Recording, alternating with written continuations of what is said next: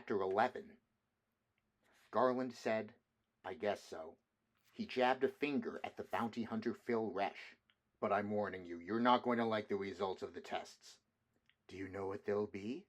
Resch asked, with visible surprise. He did not look pleased. "I know almost to a hair," Inspector Garland said. "Okay." Resch nodded. "I'll go upstairs and get the Bonelli gear." He strode to the door of the office, opened it, and disappeared out into the hall. "I'll be back in 3 or 4 minutes," he said to Rick. The door shut after him. Reaching into the right-hand top drawer of his desk, Inspector Garland fumbled about, then brought forth a laser tube. He swiveled it until it pointed at Rick. "That's not going to make any difference," Rick said.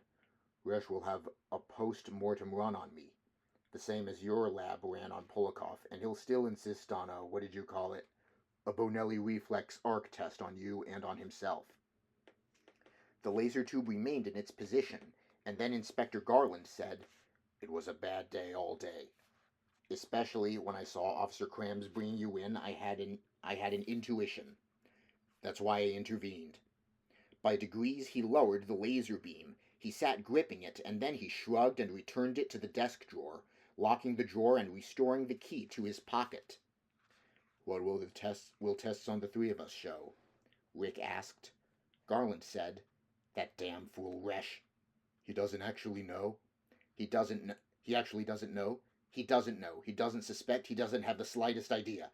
Otherwise he couldn't live out a life as a bounty hunter, a human occupation. Hardly an android occupation." Garland gestured toward Rick's briefcase. "Those other carbons, the other suspects you're supposed to test and retire, I know them all." He paused, then said, "We all came here together on the same ship from Mars. Not Resch. He stayed behind another week, receiving the synthetic memory system." He was silent then, or rather it was silent. Rick said, "What'll he do when he finds out?" "I don't have the foggiest idea," Garland said remotely.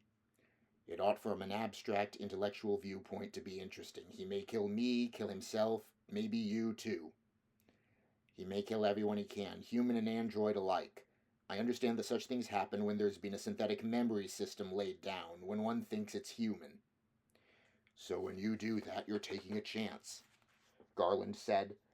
"It's a chance anyway, breaking free and coming here to Earth where we're not even considered animals, where every worm and wood louse is considered more desirable than all of us put together." Irritably, Garland picked at his lower lip. "Your position would be better if Phil Resch could pass the Bonelli test if it was just me. The results that way would be predictable. To Resch, I'd just be another Andy to retire as soon as possible. So you're not in a good position either, Deckard. Almost as bad, in fact, as I am. You know where I guessed wrong? I didn't know about Polikoff. He must have come here earlier. Obviously he came here earlier. In another group entirely. No contact with ours. He was already entrenched in the WPO when I arrived. I took a chance on the lab report, which I shouldn't have. Krams, of course, took the same chance." "Polikoff was almost my finish too," Rick said. "Yes, there was something about him. I don't think he could have been the same brain unit type as we. He must have been souped up or tinkered with. An altered structure unfamiliar even to us. A good one, too. Almost good enough." "When I phoned my apartment," Rick said, "why didn't I get my wife? All our vidphone lines here are trapped. They recirculate the call to other offices within the building. This is a homeostatic enterprise we're operating here, Deckard. We're a closed loop, cut off from the rest of San Francisco. We know about them, but they don't know about us. Sometimes an isolated person, such as yourself, wanders in here, or, as in your case, is brought here for our protection." He gestured convulsively toward the office door. "Here comes eager beaver Phil Resch back with his handy-dandy portable little test. Isn't he clever? He's going to destroy his own life and mine and possibly yours." "You androids," Rick said, "don't exactly cover for each other in times of stress." Garland snapped, "I think you're right. It would seem we lack a specific talent you humans possess. I believe it's called empathy." The office door opened. Phil Resch stood outlined, carrying a device which trailed wires. "Here we are," he said, closing the door after him. He seated himself, plugging the device into the electrical outlet. Bringing out his right hand, Garland pointed at Resch. At once Resch, and also Rick Deckard, rolled from their chairs and onto the floor. At the same time, Resch yanked a laser tube and, as he fell, fired at Garland. The laser beam, aimed with skill, based on years of training, bifurcated Inspector Garland's head. He slumped forward and, from his hand, his miniaturized laser beam rolled across the surface of the desk. The corpse teetered on its chair and then, like a sack of eggs, it slid to one side and crashed to the floor. "It forgot," Resch said, rising to my feet, "that this is my first job. I can almost foretell what an android is going to do. I suppose you can too." He put his laser beam away, bent, and, with curiosity, examined the body of his quantum superior. What did it say to you while I was gone?" "That it was an android, and you—" Rick broke off, the conduits of his brain humming, calculating, and selecting. He altered what he had started to say. "Would detect it," he finished. "In a few more minutes. Anything else? This building is android infested." Resch said introspectively, "That's going to make it hard for you and me to get out of here. Nominally, I have the authority to leave any time I want, of course, and to take a prisoner with me." He listened. No sound came from beyond the office. I guess they didn't hear anything. There's evidently no bug installed here monitoring everything, as there should be. Gingerly, he nudged the body of the android with the toe of his shoe. "It certainly is remarkable, the psionic ability you develop in this business. I know before I opened the office door that he would take a shot at me. I knew before I opened the office door that he would take a shot at me. Frankly, I'm surprised he didn't kill you while I was upstairs." "He almost did," Rick said. "He had a big utility model laser beam on me part of the time. He was considering it, but it was you he was worried about, not me." "The android flees," Resch said humorlessly, "where the bounty hunter pursues. You realize, don't you, that you're going to have to double back to the opera house and get Luba Luft before anyone here has a chance to warn her as to how this came out. Warn it, I should say. Do you think of them as it?" "I did at one time," Rick said. "When my conscience occasionally bothered me about the work I had to do, I protected myself by thinking of them that way, but now I no longer find it necessary." "All right, I'll head directly back to the opera house, assuming you can get me out of here." "Suppose we sit Garland up at his desk," Resch said. He dragged the corpse of the android back up into his chair, arranging its arms and legs so that its posture appeared reasonably natural. If no one looked closely, if no one came into the office. Pressing a key on the desk intercom, Phil Resch said, "Inspector Garland has asked that no calls be put through to him for the next half hour. He's involved in work that can't be interrupted." "Yes, Mr. Resch." Releasing the intercom key, Phil Resch said to Rick, "I'm going to handcuff you to me during the time we're still here in the building. Once we're airborne, I'll naturally let you go." He produced a pair of cuffs, slapped one onto Rick's wrist and the other around his own. "Come on, let's get it over with."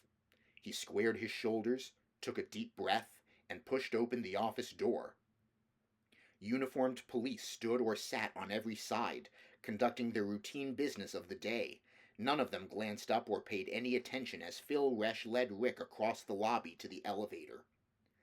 "What I'm afraid of," Resch said as they waited for the elevator, "is that the Garland one had a dead man's throttle warning component built into it. But," he shrugged, "I would have expected it to go off by now, otherwise it's not much good." The elevator arrived. Several police-like nondescript men and women disem-elevated, clacked off across the lobby on several errands. They paid no attention to Rick or Phil Resch. "Do you think your department will take me on?" Resch asked as the elevator doors shut, closing the two of them inside.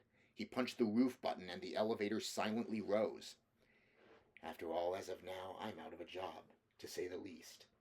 Guardedly, Rick said, "I don't see why not. Except that we already have 2 bounty hunters." "I've got to tell him," he said to himself. "It's unethical and cruel not to." "Mr. Resch, you're an android," he thought to himself. You got me out of this place, and here's your reward.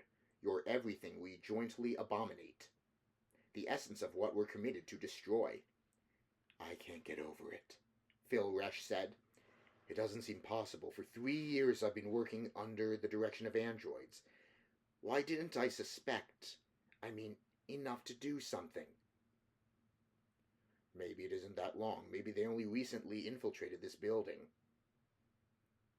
They've been here all the time. Garland has been my superior from the start throughout my 3 years. According to it, Rick said, the bunch of them came to Earth together. And that wasn't as long ago as 3 years. It's only been a matter of months. And at one time, an authentic Garland existed, Phil Resch said, and somewhere along the way got replaced. His shark-like lean face twisted, and he struggled to understand. Or I've been impregnated with a false memory system. Maybe I only remember Garland over the whole time. But his face, now suffused now with growing torment, continued to work and to twist and work spasmodically. Only androids show up with false memory systems. It's been found ineffective in humans. The elevator ceased rising. Its door slid back, and there, spread out ahead of them, deserted except for empty parked vehicles, lay the police station's roof field. Here's my car, Phil Resch said, unlocking the door of a nearby hover car and waving Rick rapidly inside. He himself got in behind the wheel and started up the motor. In a moment they had lifted into the sky and, turning north, headed back in the direction of the War Memorial Opera House. Preoccupied, Phil Resch drove by reflex. His progressively more gloomy train of thought continued to dominate his attention. Listen, Deckard, he said suddenly. After we retire Lou Beloved, I want you to... His voice, husky and tormented, broke off. You know, give me the Bonelli test or that empathy scale you have to see about me. We can worry about that later, Rick said evasively. You don't want me to take it, do you? Phil Resch glanced at him with acute comprehension. I guess you know what the results will be. Garland must have told you something. Facts which I don't know. Rick said, It's going to be hard even for the two of us to take out Lou Beloved. She's more than I could handle anyhow. Let's keep our attention focused on that. It's not just false memory structures, Phil Resch said. I own an animal, not a false one, but the real thing. A squirrel. I love the squirrel, Deckard. Every goddamn morning I feed it and change its papers. You know, clean up its cage, and then in the evening when I get off work, I let it loose in my apt and it runs all over the place. It has a wheel in its cage. Ever seen a squirrel running inside a wheel? It runs and runs, the wheel spins, but the squirrel stays in the same spot. Buffy seems to like it, though. I guess squirrels aren't too bright, Rick said. They flew on, then, in silence.